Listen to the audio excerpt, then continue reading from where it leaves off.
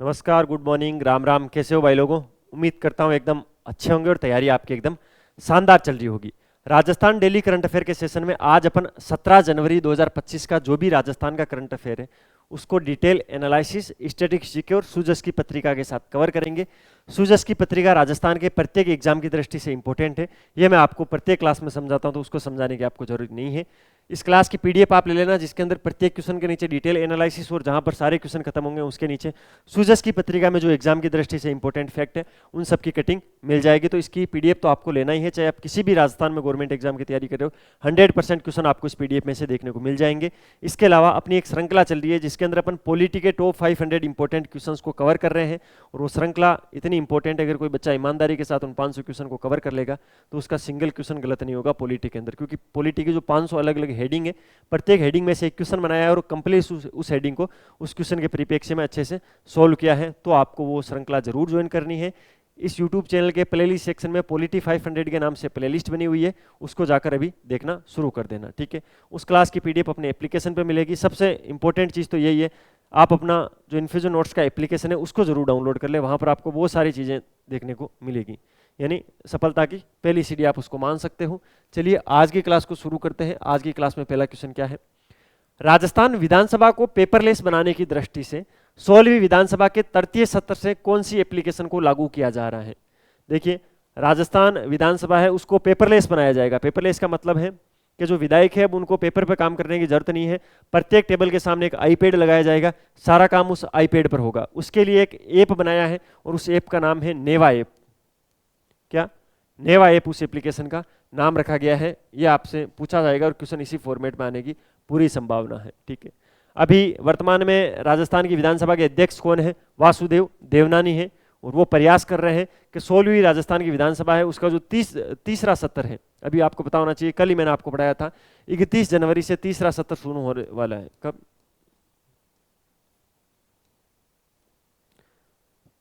तीसरा सत्र जो राजस्थान की विधानसभा का है वो 31 जनवरी से शुरू होने वाला है। इस सत्र के अंदर वासुदेव जी का मानना है कि अब हम एक एप्लीकेशन लॉन्च करेंगे, ठीक है। विधायक गण नेशनल ई विधान एप्लीकेशन इसका पूरा नाम है। जो नेवा में आपको नाम बता रहा हूं उसकी फुल फॉर्म में आप याद कर लेना, या इस प्रकार विधायक गण नेशनल ई विधान एप्लीकेशन के माध्यम से संपूर्ण कार्य को ऑनलाइन उपलब्ध करवाया जाएगा। उसके अंदर होगा क्या? अगर किसी विधायक को कोई भी अपनी विधानसभा को लेकर डाटा चाहिए तो सारे डाटा उस एप्लीकेशन पर रहेंगे, ठीक है। और उसकी टेबल के सामने आईपैड लगा होगा, उससे वो सारी चीजें एक्सेस कर सकता है। तो ये आपको ध्यान रखना है। और राजस्थान की 16वीं विधानसभा का तृतीय सत्र कब से शुरू होगा? 31 जनवरी से होगा, और ये तीसरा सत्र मैंने यहाँ पर लिखा है।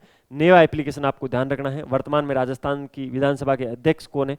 वासुदेव देवनानी जी हैं। और वर्तमान के अंदर राजस्थान के अंदर किस क्रम की विधानसभा चल रही है? 16वें क्रम की। ये पॉलिटी की दृष्टि से क्वेश्चन बनता है। अगला क्वेश्चन क्या भाई? राजस्थान में इंदिरा गांधी शहरी रोजगार गारंटी योजना का नाम बदलकर क्या कर दिया गया है? भाई आपको पता है राजस्थान में जो इंदिरा गांधी शहरी रोजगार गारंटी योजना है उसका नाम परिवर्तन कर दिया है। मैं आपसे हर बार कहता हूं, जब किसी भी पुरानी सरकार की योजना नई सरकार को ऐसा लगे कि इंपॉर्टेंट है, जैसे अगर कांग्रेस सरकार की कोई योजना है और बीजेपी सरकार को लगे कि वास्तव में ये योजना बहुत ही अच्छी है, इससे लोगों को फायदा हो रहा है, इस योजना को बंद करने से कहीं ना कहीं बहुत बड़ा नुकसान अपन को झेलना पड़ सकता है वोटों की दृष्टि से, तो फिर उसमें क्या किया जाता है? उसका नाम परिवर्तन कर दिया जाता है। नाम परिवर्तन करके फिर क्या होगा? जब भी अगला चुनाव आता है या जनता को यह बताया जाता है कि हमने एक नई योजना को शुरू किया, इसके अंदर आपको ये मिलेगा। अब जनता कितनी भोली भाली है, पहले से ही चल रही है ये योजना, तो भाई इसका नाम बदल रहे हैं। बिल्कुल ये आप कर रहे हो, डॉक्यूमेंट में नाम बदल रहे हो, लेकिन दिशा और दशा वही है। चलिए, इंदिरा गांधी शहरी रोजगार गारंटी योजना का नाम बदलकर मुख्यमंत्री शहरी रोजगार गारंटी योजना कर दिया, ठीक है। ये ध्यान रखना आपको, इंदिरा गांधी की जगह मुख्यमंत्री शहरी रोजगार गारंटी योजना इसका नाम कर दिया गया है। सबसे इंपॉर्टेंट है, जो इंदिरा गांधी शहरी रोजगार योजना है वो एक पुरानी योजना है, करंट की दृष्टि से भी पुरानी है, इकोनॉमिक सर्वे की दृष्टि से भी पुरानी है, फिर भी अभी ये नई हो गई है, क्योंकि इसका नाम चेंज करते ही इसके जो पुराने डाटा उसको खोद कर बाहर निकाल लिया करो, उससे फायदा होगा आपको, क्योंकि एग्जाम के अंदर वो डाटा आते हैं। 9 सितंबर 2022 को ये योजना शुरू हुई थी। कब?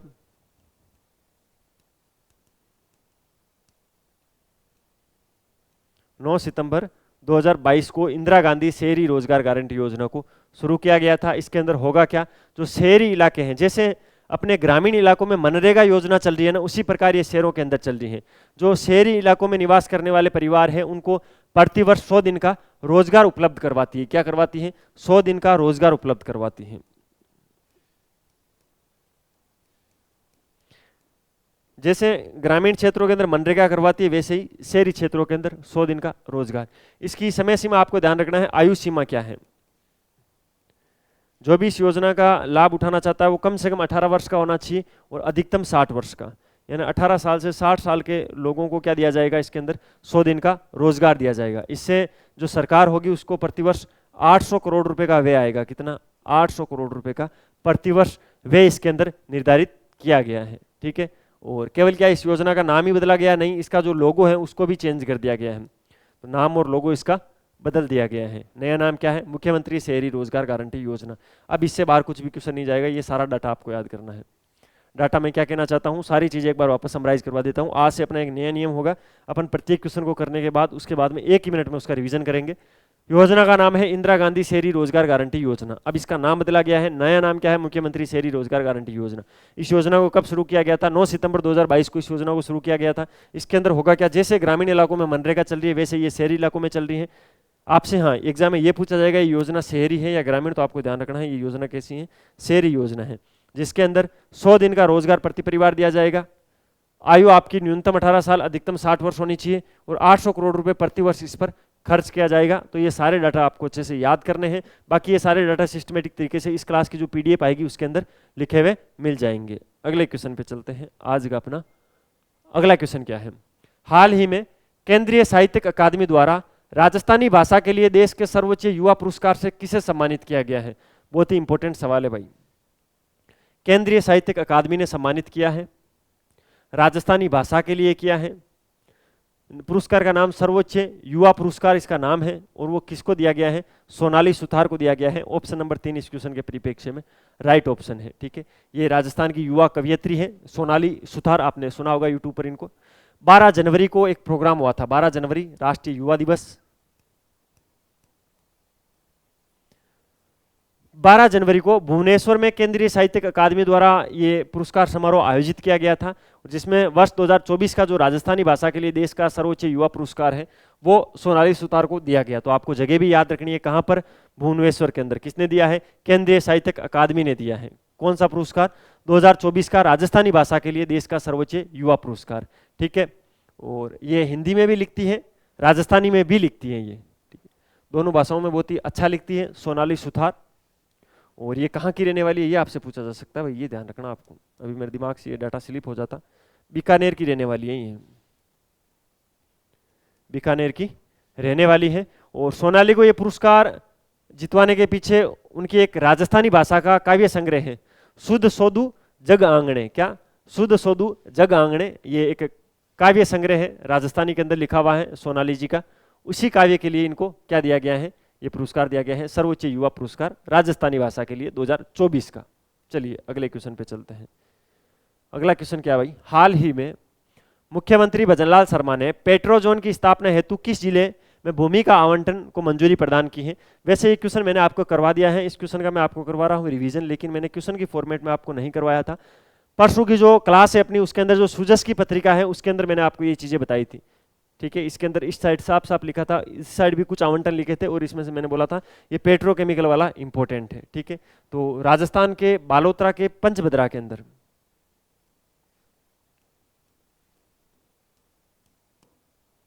कहां पर?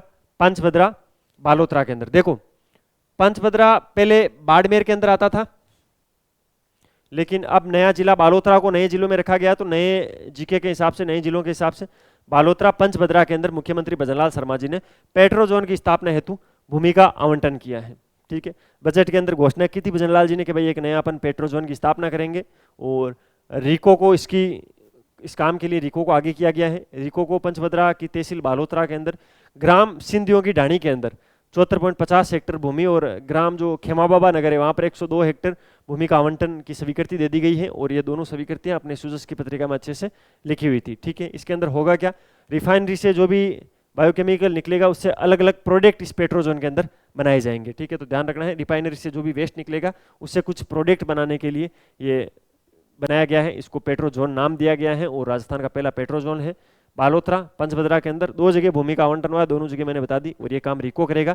पंचभद्रा की तहसील बालोतरा की जो ग्राम सिंधियों की ढाणी है वहां पर तो 74.50 हेक्टेयर और जो ग्राम खेमाबाबा नगर है वहां पर 102 हेक्टेयर भूमि का आवंटन हुआ है। तो ये सारी चीज़ आपको ध्यान रखनी है। ये डाटा कहीं ऊपर से नहीं आए मेरे पास, ये सारी सूजस की पत्रिका में बहुत ही अच्छे से लिखे हुए हैं, तो आप सूजस की पत्रिका पढ़ सकते हो, लेकिन मैं आपके लिए अलग से डाटा लेके आ जाता हूँ सूजस की पत्रिका में से निकाल के, क्योंकि आप वो नहीं पढ़ते, मुझे आप पर पूरा भरोसा है। मुख्यमंत्री आयुष्मान बाल संबल योजना में 18 साल के बच्चों की कितनी तरह की गंभीर बीमारियों का फ्री इलाज होगा। देखिए ये योजना मैंने आपको 5 बार कम से कम पढ़ा दी है मेरे हाथों से, और मैं पर बार आपको यही कहता हूं, जितनी भी बार मैंने आपको पढ़ाया हर बार मैं आपको यही बोलता हूं, ये एग्जाम के अंदर आएगी। अच्छा आएगी तो सर अब आप वापस क्यों पढ़ा रहे हो। अब इसके खुल के प्रावधान सामने आए हैं, क्या क्या प्रावधान रखी गई है, इसमें 2 इंपॉर्टेंट शर्तें भी रखी गई है, वो सारी चीजें मैं आपको बताऊंगा।